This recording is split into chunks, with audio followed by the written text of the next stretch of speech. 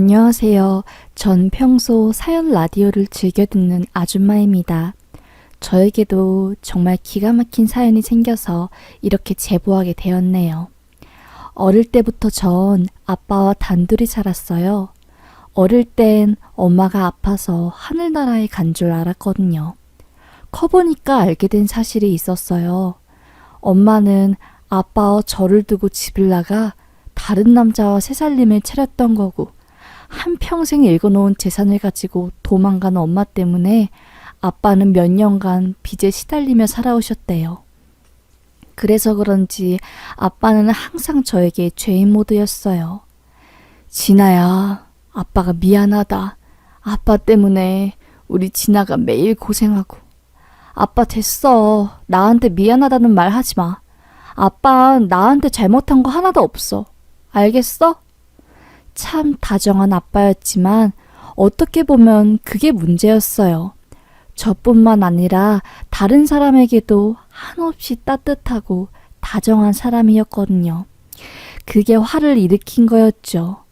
엄마 때문에 아빠 명의로 생긴 빚 수억 원을 10여 년간의 청소일로 겨우겨우 갚은 아빠는 고등학교 동창을 통해서 포크레인 자격증을 따셨어요. 지금은 모르겠지만 저희 아빠 시대에는 건설업이 한참 호황시기라서 중장비 자격증 하나만 있어도 먹고 살기 편했거든요. 제가 중학교를 다닐 때쯤에 가정 형편이 조금씩 좋아졌고 저도 급식비 밀릴 일 없이 한결 편하게 학교를 다니고 있었습니다. 포크레인 일을 열심히 하던 아빠는 주변의 말을 듣고선 작은 사업을 하기 시작했어요. 은행에서 대출을 받아 중장비를 사들이기 시작한 거였죠.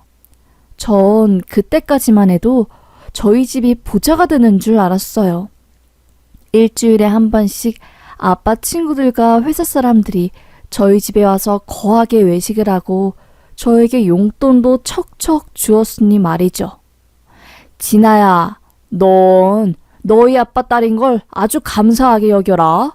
너희 아버지가 복이 많아서 그래. 그래, 네 아빠가 주변 사람들한테 참 잘하니 그 복을 딸내미가 다 받을 거야. 저는 쑥스러운 마음에 방 안으로 쏙 들어가 버렸죠. 그런데 몇 개월 뒤였을까요? 누군가 집 철문을 쾅쾅 두들기는 겁니다. 누구세요? 안에 네 아빠 있니? 문 좀 열어봐.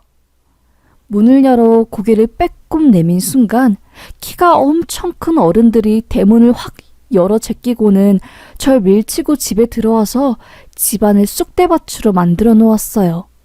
돈 될 만한 것들은 전부 다 가지고 간 거였죠. 알고 보니 아빠의 착한 심성을 이용한 동업자가 아빠의 뒤통수를 쳐버린 겁니다. 저희 집에 놀러온 아빠의 친구, 회사 사람들 모두 한통속이었고 아빠 명의로 빌린 포크레인과 은행 돈 등등을 전부 들고 도망간 거였습니다. 사람 좋은 아빠였지만 사람을 너무나도 잘 믿었기에 그게 결국 독이 된 거였죠. 그때부터였을 거예요. 제 성격이 굉장히 독립적이고 강해진 게요. 하루아침에 다시 빚쟁이가 되어버린 전 아빠가 미웠습니다. 딱 그 시기가 사춘기였을 거예요. 중학생이었으니 말이죠. 학교에서 친구들과 잘 지내며 하루하루 행복한 삶을 살았던 전 하루아침에 외딴 시골로 전학을 가게 되었고요. 서울에서 온 학생이라며 은근한 따돌림도 당했고 엄마가 없다고 담임 선생님에게 무시도 당했어요. 그때는 촌지 주는 게 당연한 시절이라서 당연히 엄마가 없는 전 담임 선생님에게 촌지를 줄 수도 없었고 교실에서 미움받는 아이가 되어버린 거였죠. 공부도 곧잘 했던 저였지만 집안의 빚 때문에 학교조차 다니기 어려운 상황이었어요. 고등학교에 우여곡절 들어간 전 남아있는 악바리 근성으로 전교 1, 2등을 왔다 갔다 하는 아이가 되었습니다. 하루는 공부를 하다가 마음이 너무 서럽더라고요. 아빠는 대체 왜 이렇게 멍청하게 사는 거야? 사람들 좀 믿지 마. 우리가 먼저 아니야? 우리 입에 풀칠하는 게 먼저 아니겠냐고. 당장 빚이 이렇게 많은데 왜 옆집에 혼자 사는 할머니한테 용돈 찔러주고 그러는 거냐고. 아빠와 크게 싸운 전 하루빨리 집안을 벗어나고 싶었던 마음이 가장 컸습니다. 그래서였을까요? 제가 결혼을 일찍 해버린, 너무나도 서둘러버린 것이요. 고등학교 졸업하자마자 서울에 있는 대학을 붙은 전 아빠한테 말했습니다. 이제부터 내 인생 내가 살 거니까 나 등록금만 좀, 그것만 좀 도와줘. 알겠어, 진아야. 아빠가 책임지고 등록금 마련해 줄게. 하지만 등록금 납입 날짜 당일까지 결국 돈을 마련하지 못한 아빠 때문에 전 대학 입학을 포기하게 되었습니다. 그날 얼마나 울었는지 몰라요. 내 앞에서 무릎 꿇고 미안하다며 대성통곡하는 아빠. 그 모습이 그때는 너무나 한심해 보였습니다. 전 아빠와 연락을 끊고 무작정 서울로 상경해 한 약국에서 약 조제사로 취업을 하게 되었어요. 그때 고시생이었던 남편을 만나게 된 거였죠. 남편은 명문대를 다니면서 고시를 준비하고 있던 학생이었고 매일 아침 두통약을 사러 왔어요. 머리가 많이 아프신가 봐요. 두통약도 자주 먹으면 내성 생기는데. 시험이 얼마 남지 않아서 그런가? 머리가 자주 아프네요. 가벼운 말로 시작한 저희의 인연은 연인으로 발전하게 되었습니다. 혼자서 시험 준비를 하고 있던 남편과 서울의 홀로 상경에 아등바등 살고 있던 전, 서로의 외로움을 보듬어주는 존재가 된 것이었죠. 남편 군대도 다 기다리고 고시 뒷바라지도 하고 결국 회계사 시험을 준비하던 남편은 세무사로 업종을 바꿔 다시 한번 시험을 보게 되었고 합격한 그해 저와 결혼을 하게 되었습니다. 결혼을 약속하게 되면서 아빠와 다시 연락도 하게 되었어요. 진아야, 아무리 그래도 장인어른한테 연락 먼저 드리고 혼인신고하는 게 맞는 것 같아. 장인어른도 다 사정이 있었을 거야. 여전히 아빠가 원망스러운데. 남편은 저 대신 아빠와 저와의 사이를 좋게 만들기 위해 몇 번이고 강원도에 내려가 사위 노릇을 했습니다. 다리가 아픈 아빠를 위해 관절에 좋다는 약재를 바리바리 싸들고 갔죠. 아빠는 사위를 마음에 쏙 들어 했어요. 가방끈이 짧은 저와 아빠와는 달리 남편은 좋은 대학을 나와 전문직 시험에 합격한 지성인이었으니까요. 동네에서도 유명했습니다. 그거 알아? 진아가 서울 가서 아주 야무진 남자를 꼭 물고 왔더라고. 그래? 뭐하는 사내인데? 뭐 전문직인가 봐. 키도 크고 훤칠하고. 무엇보다 아주 장인어른한테 지극정성으로 잘하더라고. 그 지난해 아빠 명의 앞으로 세금 체납된 거랑 압류된 것도 장부 정리 싹 다 해주고 엄청 똑똑한가 봐. 시골은 금방 소문이 퍼져나가잖아요. 남편에 대한 이야기도 삽시간에 퍼져나갔고 그야말로 제 남편은 칭찬일색 그 자체였어요. 저도 남편 덕분에 소원해진 아빠와의 사이도 다시 좋아지게 되었고요. 아빠는 있는 돈 없는 돈 끌어모아 저와 남편의 결혼식 비용을 마련해 주었습니다. 진아야, 아빠가 너 대학 등록금은 마련해 주지 못했지만 결혼식 자금만큼은 꼭 준비해주고 싶었다. 아빠... 제 손에 쥐어준 노릿한 봉투 속 꼬깃꼬깃한 지폐더미를 보니 그간 아빠를 미워했던 제가 너무나도 어렸던 것 같아 가슴이 미어졌어요. 미안해. 내가 더 잘할게, 아빠. 됐어.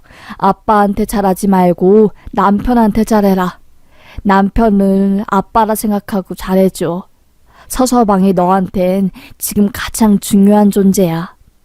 전 이렇게 어렵고 귀하게 결혼한 남편과의 결혼 생활이 정말 꿈만 같을 줄 알았습니다. 하지만 어림도 없었죠. 그 사건을 알게 된 이후부터는요. 남편은 명예욕이 대단한 사람이었어요. 회사를 다니면서도 호시탐탐 사업을 하고 싶어 했고요. 훗날에는 정치인까지 욕심을 냈죠. 여보, 월급쟁이 인생으로는 한계가 있는 것 같아. 나 진짜 사업이나 해볼까? 내 앞에서 사업이 사자도 꺼내지 마. 나 우리 아빠 때문에 사업 생각하면 아주 골이 아파 진짜. 남편은 제가 아빠의 사업 실패로 인한 마음고생을 심하게 한 걸 알고 있었기에 더 이상 제 앞에서 사업 이야기를 하지는 않았어요. 그런데 어느 날부터 주말마다 남편이 아빠가 있는 강원도에 내려가기 시작했어요. 피곤한데 아빠 있는 곳까지 가서 뭐 하게? 장인어른 혼자 계시고 적적할 텐데 나라도 찾아가 봐야지. 그래도 주말은 좀 쉬어. 강원도 한번 갔다 오면 주말 통째로 날리는 거잖아. 괜찮아. 전 이때까지만 해도 장인어른을 지극하게 아끼는 사위인 줄 알았습니다. 평일날이었어요. 오후 11시가 됐는데도 남편이 출근을 하지 않는 겁니다. 어찌된 일이냐고, 지금 출근 시간 훌쩍 넘지 않았냐고 물어도 돌아오는 답은 출근 안 해도 괜찮으니 신경 쓰지 말라는 말뿐이었죠. 그때 직감적으로 쎄한 느낌이 들었죠. 전 몰래 출근하는 남편의 뒤를 밟았어요. 평소라면 지하철을 타고 여의도를 가야 하는데 택시를 타더라고요. 첫날은 미행에 실패했습니다. 다음날 전 또다시 조심조심 남편의 뒤를 밟았어요. 미리 부른 콜택시를 타고 남편을 뒤따라가 보았습니다. 남편이 내린 곳은 여의도가 아니라 구로의 한 단지 아니었어요. 택시에서 내린 남편은 한 젊은 여자와 만나서 상가 건물 안으로 들어가더라고요. 전 순간 별의별 생각이 다 들었습니다. 출근하는 척하면서 나 몰래 젊은 여자 만나 바람 피는 거야? 진짜 미쳤구나. 미쳤어. 지금이야 간통죄가 없었지만 그때만 해도 간통죄가 있었기 때문에 전 두 년놈들 모두 간통죄로 집어넣을 작정으로 뒤를 밟았습니다. 남편과 수상한 여자가 들어간 상가 문을 발로 차고 들어갔어요. 그런데 웬걸? 너무나도 애떼어 보이는 여자가 눈을 동그랗게 뜨고 서류를 만지작거리다가 저를 쳐다보는 겁니다. 누구시죠? 저도 당황해서 아무 말이 안 나오더군요. 그때 안쪽에서 나온 남편이 제 얼굴을 보고 깜짝 놀라 자빠질 뻔했어요. 아니, 당신 뭐 여기 어떻게 온 거야? 내가 묻고 싶은 말이야. 당신이야말로 왜 출근 안 하고 이상한 상가 안에서 이러고 있는 거야? 나 몰래 뭐 하는 거 있어? 대체 어떻게 된 거야? 남편은 자초지종을 전부 다 설명해주겠다며 저를 소파에 앉혔습니다. 너무 화가 나서 흥분한 전 숨도 제대로 못 쉴 정도였어요. 앳된 여자가 종이컵에 따뜻한 녹차를 타와서 저에게 한 잔 건넸고 겨우 숨을 고른 전 남편의 말을 들어보기 시작했습니다. 그게 아니라 사실은 내가 아버님이랑 알고 보니 남편이 그동안 강원도에 내려간 이유가 바로 아빠와 사업을 저 몰래 준비하고 있었던 겁니다. 남편도 그렇고 아빠도 그렇고 사업에 대한 미련을 버리지 못했던 거였어요. 제가 알면 노발대발할 게 뻔하니 저에겐 철저하게 비밀로 하고 사업이 안정화될 때까지만 몰래 진행하고자 한 거였습니다. 불륜 관계인 줄 알았던 그 여자 직원도 알고 보니 고졸 출신 경리였던 거였죠. 구로의 저렴한 상가를 빌려 사업을 시작한 거였어요. 그래서 남편 놈이 아침에 늦게 일어나도 괜찮다고 한 거였고요. 장인어른한테 인사드리러 간다는 핑계로 사업 구상을 하러 간 거였답니다. 그래서요, 이제 어떻게 할 건데? 어쩌자고 나한테 상의도 없이 회사 퇴직하고 아빠랑 사업을 해? 화가 난 전 일주일 동안 아빠와 남편과 말도 섞지 않았어요. 중간에서 어린 경리만 눈치를 볼 뿐이었죠. 경기도 좋지 않을 때라서 사업은 점점 힘들어져 갔습니다. 힘들게 모은 전세자금도 빼서 남편의 사업에 보탰고요. 아빠도 강원도에서 서울로 상경해 작은 방을 얻어가며 사업에 매진했습니다. 남편은 맨날 새벽 1시 넘어서 집에 들어오기 일쑤였어요. 아휴, 이건 또 무슨 술 냄새야. 도대체 어디서 이렇게 술을 마시고 들어와서 깽판을 치는 거야, 정말.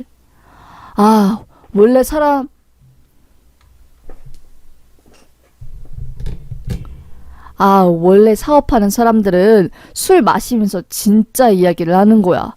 당신이 뭘 알아? 내가 얼마나 밖에서 개고생하는지 말이야. 밖에서 뒤어 터지고 안에서도 뒤어 터지는 내 서러운 인생을 아냐고. 그러게 누가 사업하래? 이래서 내가 사업하지 말라는 거야. 남편과의 사이는 이혼 직전까지 치달았습니다. 그 와중에 제가 기댈 곳은 어처구니 없게도 저와 나이가 10살 이상이나 차이 나는 어린 경리였어요. 지수씨는 절대로 사업하는 남자 만나지 마. 알겠지? 이상하게 그 경리 앞에서는 있는 이야기, 없는 이야기 전부 다 하게 되더라고요. 어릴 때 집안이 망한 이야기부터 시작해서 남편과 결혼한 스토리까지 전부요. 그 경리는 어린 나이였지만 사리 판단이 빠르고 순하게 생긴 얼굴과는 다르게 아주 야무지고 똑똑했어요. 혼자서 3인분 역할을 하는 그런 존재였고요. 사모님, 너무 신경 쓰지 마세요. 걱정한다고 달라지는 건 없어요. 그리고 사장님이랑 대표님이 열심히 일하시고 계시니까 분명히 좋은 날 올 거예요. 그 경리의 말 따라 시간이 지나니 조금씩 사업 상황이 좋아지기 시작했어요. 사람 좋기로 유명한 아빠 덕분이었죠. 아빠가 그간 살아오면서 주변 사람들에게 많이 베푼 탓에 그분들이 저희 사업체 거래처가 되어주시기로 한 겁니다. 일 야무지게 잘하기로 업계에서 소문이 나다 보니 거래처가 한두 개씩 점점 더 쌓이기 시작했고요. 구로 상가에서 시작한 사업이 이제는 종로 50평짜리 번듯한 사무실로 옮길 정도였습니다. 상가에서 사무실로 이사를 가려고 하다 보니 걸리는 게 명의였어요. 처음에는 남편이 회사를 다니고 있어서 개인 사업자 명의를 아빠 명의로 했었는데 사업이 점점 커지다 보니까 아빠의 신용등급이 사업하는 데 큰 걸림돌이 되더라고요. 파산 신청을 하고 세금 미납 경력 때문에 은행에서는 대출이 안 되고 신용등급도 낮아서 어딜 가던 환영받기 힘들었어요. 여보, 아무래도 사업자 명의를 바꿔야 할 것 같아. 어차피 내가 세금 관리 다 하고 서류적 일도 내 담당이니까 내 명의로 하는 게 편하겠어. 그래? 그럼 아빠한테 물어보고 그렇게 해. 전 사업에 대해서 잘 모르니까 명의 변경하는 게 그렇게 중요한 일인지 몰랐습니다. 경리가 슬쩍 와서 저한테 그러더라고요. 사모님, 그래도 명의는 공동 명의로 하는 게 낫지 않겠어요? 아니면 동업자로 이름 올려서 하던가. 나중에 복잡한 일 생기면 어쩌려고 그러세요? 설마 그러겠어? 전 경리의 말을 대수롭지 않게 넘어갔고 그게 큰 화를 불러일으켰네요. 사업도 잘 되기 시작하고 벌어오는 돈이 점점 많아지니 남편의 배짱이 커지기 시작했어요. 조금 무리해서 사업을 더 확장하고 은행에서 큰 돈도 빌리고 문어발식으로 일을 해나가기 시작했지요. 아빠의 친구들도 저에게 우려를 표하기 시작했어요. 네 아빠는 착해서 잘 모르니 너가 남편한테 잘 좀 말해봐. 우리가 보기엔 저렇게 문어발식 확장은 좋지 않아 보인다. 현금 유동 자금이 있어야 만일의 사태도 대비할 수 있는데. 바깥 사람이 알아서 잘 하겠죠. 전문직 자격증도 있고 회계 분야엔 빠삭하니까 이 사람이 돈 관리는 잘할 거예요.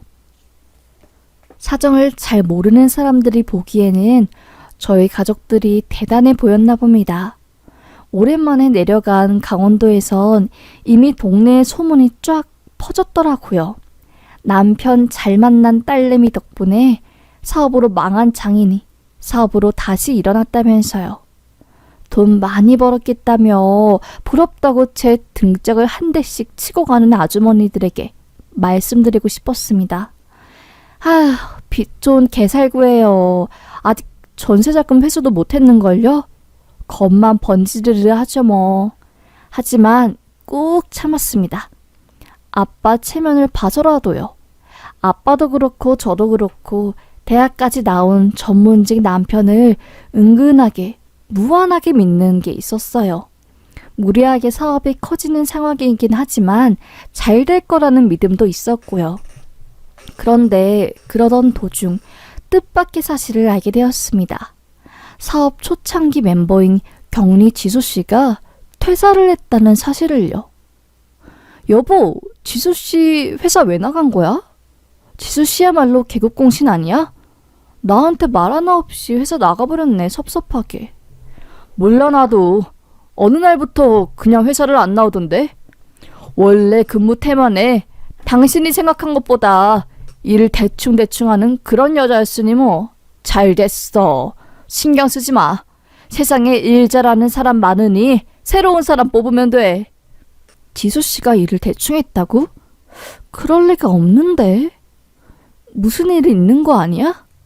전 지수씨의 개인 번호로 전화를 걸어보았습니다. 신호음은 얼마 가지 않아 끊겼어요. 제 번호까지 차단한 듯 보였습니다. 그래도 회사 어려울 때 심적으로 많이 의지했던 경리인데 아쉽네. 뭐가 문제였던 거지? 개인적으로 안 좋은 일이라도 생긴 건가? 며칠간 찝찝한 마음은 계속되었습니다. 꿈에도 문득 나올 정도였어요. 결국 전 다시 남편에게 물어보았어요. 여보, 지수씨 정말 회사 나갔어? 그건 왜 자꾸 물어보는 거야, 저번부터. 그냥 나갔다니까. 아니, 그 성실한 사람이 회사를 말도 없이 나갔다는 게 이상하니까 그렇지. 한숨을 푹 쉰 남편이 저에게 비밀을 털어놓는 겁니다. 알고 보니 지수씨가 사내에서 남자를 불러 잠자리를 하다가 남편에게 딱 걸린 거였답니다. 남편이 사무실에 차키를 두고 와서 나갔다가 다시 들어온 순간 지수씨가 외간 남자와 그 짓을 하고 있는 걸 본 순간부터 지수씨의 근무 태만이 시작되었대요. 몇 번이나 경고를 줬지만 결국 회사를 나갔더라는 겁니다. 아휴, 사람 그렇게 안 봤는데 어떻게 그럴 수가 있냐. 믿을 사람 없다고 하더니 지수씨까지 그러네. 참 세상 무섭다. 그 뒤로 한 달 정도 지났을까요? 비가 미친 듯이 내리는 저녁 8시쯤 모르는 번호로 저에게 문자가 온 겁니다. 사모님, 지금 빨리 회사에 가보세요. 전 바로 그 번호로 전화를 걸었어요. 하지만 받지 않더군요. 그때 다시 온 문자. 지금 회사에 안 가시면 평생 후회하실 겁니다. 누구한테 온지도 모르는 그 문자를 받고 전 찝찝한 마음에 택시에 몸을 싣고 남편의 회사로 향했습니다. 불이 다 꺼진 회사 안으로 문을 열고 들어가 보려고 하니 한 여자의 실루엣이 보이더라고요. 가까이 가서 얼굴을 쓱 보니 글쎄 몇 달 전 퇴사를 한 경리였던 겁니다. 지수씨, 여긴 어떻게 온 거야? 사모님, 쉿! 지수씨의 손짓을 향해 눈을 돌린 순간 전 믿지 못할 광경을 보고야 말았습니다. 회사 안에서 남편놈이 한 여자랑 바람을 피고 있는 모습을 보고만 거예요. 드라마에서나 봤지 진짜 내 남편이 바람을 피는 장면을 내 두 눈으로 보게 될 거라고는 상상도 하지 못했죠. 지수씨는 제 손을 잡고 말하더라고요. 사모님, 지금부터 마음 굳게 먹으세요. 제가 알고 있는 모든 진실 전부 다 터뜨릴 거고 제가 받아야 할 돈도 다 받아낼 거예요. 전 지수 씨가 하는 말이 무슨 소리인지 그때는 알지 못했어요. 당장 눈에 들어온 건 회사 사무실 내에서 한 여자와 불륜질하고 있던 남편 놈이었죠. 문을 벌컥 열고 들어가 불을 켰습니다. 야, 너 뭐하냐? 거래처랑 술 마신다고 하더니 사무실에서 외간 여자랑 떡치는 게 술 마시는 거야? 화가 난 전 책상 위에 있던 철제 파일로 남편의 머리를 깡하고 내리치려고 했어요. 남편 놈은 뻔뻔하게 그런 저의 손을 확 잡아 비틀더라고요. 지금 뭐한 짓이야? 미안한 기색 하나 보이지 않았습니다. 우리 아빠랑 내가 맨날 밤낮 없이 당신 사업 뒷바라지 했더니 이게 뭐야? 이게 뭐냐고! 난 당신 사업하는 몇 년 동안 생활비 한 번 받지 못했고 우리 아빠도 마찬가지였어. 서울로 올라와서 단칸방에 살면서 사업 제대로 해보겠다면서 맨날 잠도 제대로 못 자고 이랬다고. 그런데 우리 부녀를 당신이 이렇게 뒤통수 쳐? 눈물이 나서 말도 제대로 안 나오려고 하던 그때 남편이 저를 팍 밀치고 내 언니한테 옷을 덮어주고 나가 있으라고 하더라고요. 전 그걸 보고 기가 차더라고요. 명예욕, 물욕에 미친 남자가 사업으로 좀 승승장구하면 어떻게 되는지 똑똑히 보고야 만 겁니다. 남편이 저에게 당장 나가라고 소리치는 그때 사무실에 볼 일이 있어 아빠가 안으로 들어온 겁니다. 자네 지금 이게 뭐하는 짓인가? 깜짝 놀란 아빠가 남편에게 소리를 쳤어요. 단단히 미친 남편 놈은 장인 어른은 빠져주세요. 좀! 오늘 무슨 날이야? 왜 다 이렇게 사무실 모인 거야? 아씨. 험한 모습을 저에게 보이는 남편을 본 아빠는 화가 나서 남편의 멱살을 잡았습니다. 장인 어른은 뭐 하는 거예요? 이거 놓아! 자네가 똑똑하고 일 잘하는 것 같아서 내가 나이 든 어른의 자존심 다 내려놓고 자네 밑에서 일하니 내 딸이 만만해 보였던가? 아씨, 진짜 이거 놓으라고! 자기 분에 못 이긴 남편이 멱살을 잡은 아빠의 손목을 뿌리치고 구둣발로 배를 차고 나가는 겁니다. 저희 아빠가 다친 모습을 보니 저도 더 이상 참을 수가 없더라고요. 그때 밖에 있던 격리 지수 씨가 사무실 안으로 들어오는 겁니다. 사장님, 저한테 그날 들킨 이후로 아직도 사무실에서 제 친구랑 이짓거리 하세요? 전 다 필요 없고 제 밀린 월급이랑 퇴직금 받아야겠으니까 빨리 돈 내놓으세요. 제가 좋게 좋게 말할 때 주면 다 편하잖아요. 알고 보니 격리 지수 씨가 외간 남자랑 사무실에서 바람을 펴서 퇴사를 한 게 아니라 지수 씨가 회사에 꽂아준 친구랑 남편이 사무실에서 불륜을 저지른 걸 목격해서 잘린 거였답니다. 월급도 3개월 지나 밀리고 받아야 할 퇴직금도 못 받고 몇 년씩 돈도 못 받고 초과근무까지 하면서 개국 공신으로 회사를 키워놨는데 토사구팽하는 제 남편의 모습에 지수 씨는 정이 뚝 떨어져서 복수를 계획한 거였지요. 그래서 그날 저에게 회사로 가보라고 하면서 남편의 불륜 사실을 간접적으로 알려준 거였습니다. 사무실로 아버님이랑 내 와이프 부린 것도 김지수 네 짓이냐? 고졸로 졸업해서 일할 곳 없던 널 받아준 내가 미친놈이지. 호랑이 새끼를 키웠어 아주. 사장님, 웃기는 소리 하지 마세요. 전 일할 곳 많았고요. 제가 이런 회사에 남아있었던 이유는 사모님 때문이에요.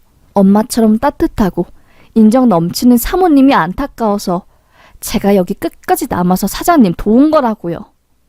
그때 경리가 저한테 서류 뭉치를 건네더라고요. 사모님, 사장님이랑 그냥 이혼하세요. 그리고 제가 여기서 6년 넘게 일하면서 모은 회사 내부 회계 자료거든요. 이혼 소송하면서 재산 분할도 할 텐데 이거 가지고 계시면 유리할 거예요. 그 서류 뭉치는 다름이 아니라 남편이 회사 돈을 지금까지 몰래 뒷돈 처리한 자료들이었던 겁니다. 1년에 수억씩 벌고 있었으면서 저랑 아빠한테는 돈 없다고 빌빌거리고, 알고 보니 거래처랑 거래한 장부를 뻥튀기해서 중간에 빈 돈을 자기 뒷주머니로 다 넣은 거였어요. 아빠는 아무것도 모르고 그저 가방끈 긴 사위의 괴팍한 성격을 다 맞춰주면서 성공할 날만을 목 빠지게 기다린 거였고요. 저도 그저 바보처럼 대학 나온 남편의 말만 철석같이 믿고 있었던 거였습니다. 경리 지수 씨에게 너무나도 미안해졌어요. 단단히 제가 오해를 하고 있었던 거였죠. 저보다도 야무지고 사리 판단이 빠른 지수 씨는 진작에 모든 자료를 수집하고 있었던 겁니다. 남편이 지수 씨에게 회계장부를 좀 손봐달라고 할 때부터 쎄한 느낌을 느껴서 원본 자료를 전부 다 복사하고 가지고 있었대요. 그러다 개국 공신인 자기를 자르고 밀린 월급을 안 주면서 분노가 점점 차올랐고, 자기의 친한 친구조차 본인을 배신하고 사장님이 내연녀로 기고만장하게 매일매일 백화점에서 쇼핑하는 모습을 보고 있자니 화딱지가 났답니다. 그래서 저에게 문자를 한 거였고요. 전 그날로 아빠와 함께 바로 이혼 변호사 사무실에 찾아가서 이혼 소송을 준비했습니다. 상간녀 소송도 함께 진행했고요. 상간녀가 저에게 변명이라고 하는 말이 참 웃기더라고요. 전 사장님이 결혼 생활 중이신지 몰랐어요. 사업 때문에 별거하고 있고 실질적인 이용 상태라고 해서 그래서 전 사장님이랑 만남을 시작한 거였어요. 뻔뻔하게 변명을 했지만 전 콧방귀를 꼈습니다. 네 친구가 안 말해주디? 네 사장 마누라 떡하니 있다고. 그리고 아내랑 이혼을 했는데 왜 장인 어른이랑 동업을 하니? 어디서 머리에 피도 안 마른 게 말도 안 되는 거짓말을 하고 있어. 바락 소리를 지르고 한껏 상간녀를 째려보고 나왔네요. 간 큰 상간녀는 아니었나 봐요.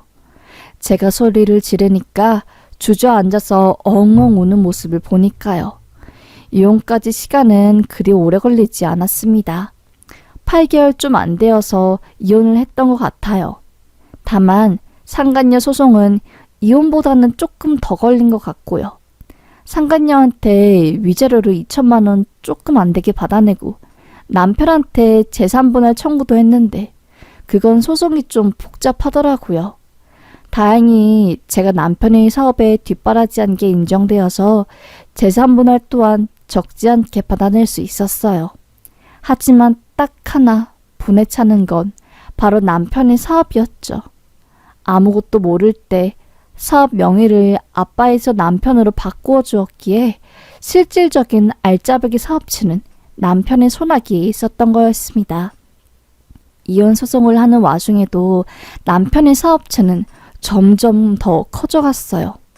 그 꼴을 가만히 보고 있을 수가 없더라고요. 무엇보다 아빠가 굉장히 분통 터져하셨습니다. 아빠도 더 이상 착하게는 못 살겠다. 아빠가 살다 보니 착한 게 능사는 아닌 것 같아. 내가 지금까지 바보였던 거지. 흑화된 아빠는 굳은 결심을 하신 듯 어디론가 전화를 돌리기 시작했어요. 거무튀튀한 전화보수첩을 꺼내더니 온종일 열불을 토해내듯 누군가에게 계속해서 전화를 하는 겁니다. 아빠, 도대체 누구랑 전화를 하는 거야? 가만히 있어봐. 아빠도 다 생각이 있으니까. 그리고 며칠 뒤 이혼을 한 전 남편이 저에게 전화를 하는 겁니다. 당신이 나한테 전화를 왜 해? 아주 뻔뻔함이 하늘을 치솟는구나. 왜 전화한 거야, 기분 더럽게. 알고 보니 아빠가 전화를 돌린 곳은 전 남편이 회사와 거래를 하는 거래처 사장님들이었던 겁니다. 거래처 사장님들과 전 남편의 관계는 전부 아빠의 연줄로 이어진 것이었고 아빠는 그걸 이용해서 복수를 한 거였죠. 서희라는 녀석이 내 딸한테 피눈물을 냈다고 불륜을 저질렀고 지금 딸이랑 이혼한 상태니 그 사업체랑은 거래를 끊는 게 좋겠다고 하면서요.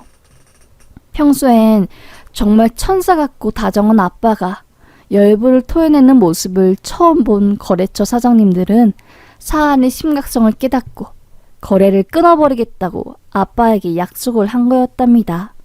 하루아침에 수많은 거래처와 거래가 끊긴 남편놈은 똥줄이 탔는지 전 아내인 저에게 전화해서 한 번만 봐달라고, 공과 사는 구별하면 안 되겠냐고 빌빌 빈 거였죠.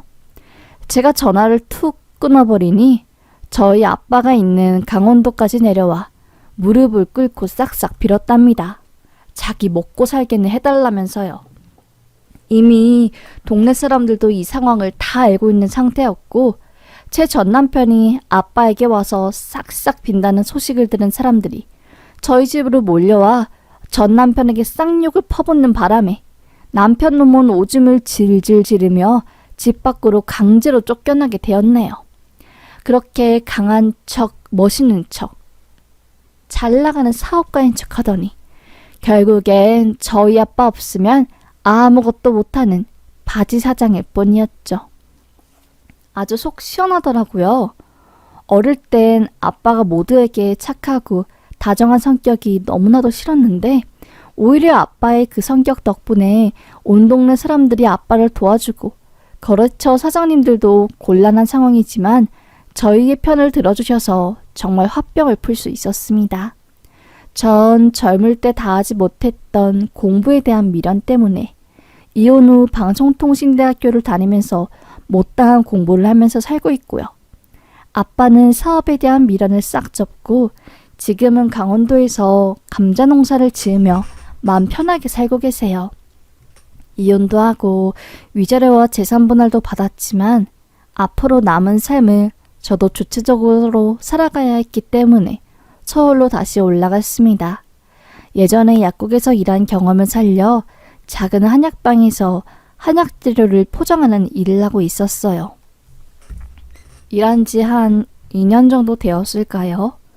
가게 문을 열고 익숙한 얼굴이 들어오는 겁니다. 자세히 보니 세상에 경리 지수 씨였어요. 몸이 허해서 보약 한 채 지어 먹을 겸 한약방에 들린 거였답니다. 지수 씨는 다른 회사에 취업해서 격리 일을 하고 있었고 평범한 여자의 삶을 살아가고 있었어요.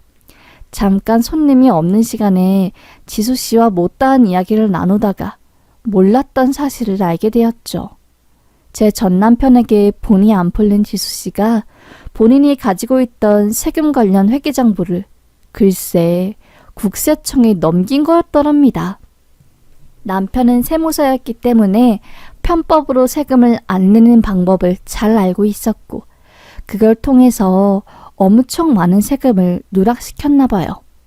똘똘한 지수 씨는 낌새를 눈치채고 진작에 그 사실을 알고 있었고 가지고 있던 관련 자료들을 세무당국에 신고를 했나 봅니다.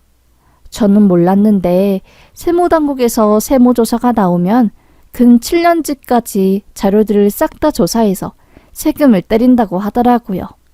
남편은 저랑 이혼 후에 거래처도 싹 끊기고 세금도 폭탄으로 맞아서 결국 파산 신청을 했다고 합니다. 전문직 자격증을 가지고 있으니 어디 가서 굶어 죽을 것 같지는 않는데 그것보다 명예욕, 출세욕이 아주 강한 전 남편 놈은 자존심이 상해서 하루하루 고통에 몸부림치며 살고 있을 것 같아서 아주 꼬시네요. 상간녀도 친구들 사이에서 불륜한 걸로 소문이 쫙 퍼져서 동창회에 나오지도 못하고 멀리 이사를 가서 지수씨도 지금은 근황을 알 수 없다고 하더랍니다. 그렇게 지수씨와 오랜만에 인사를 나누고 한약방에 멍하니 앉아 지나간 세월을 돌이켜보니 참 많은 일이 있었더라고요.